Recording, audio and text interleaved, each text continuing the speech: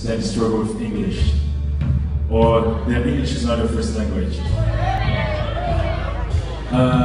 And I want to start with a phrase that I've read in Rick Warren's book. Millions and millions of people bought a book, trying to find their purpose in life, and the first thing they're gonna read is, "It's not about you. It's not about you." This book has been best-selling in the US for 4 years, just behind the Bible. And people are listening and hearing that it's not about you. And what came to my mind is when Moses was called by God, and his curiosity brought him to the bush. It's written in the Bible.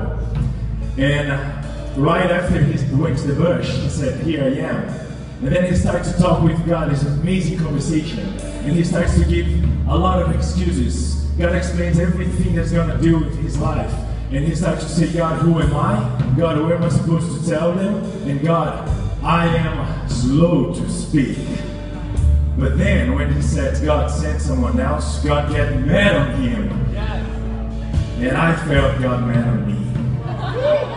And I want to tell students that if you struggle with English, if you feel like, or even if you not struggle, but if you feel like you have some words, but sometimes you say, "God, speak to someone else, to speak to that person I'm feeling to give this word," please don't do that anymore.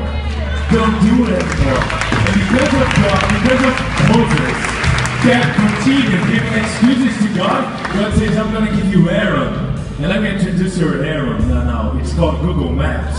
Google Translator. If it takes you, if you need to go to someone else, with Google Translator in your hand, do it. Do it. Do it. And I want to give a shout of praise, and I believe in a breakthrough tonight, today, this morning.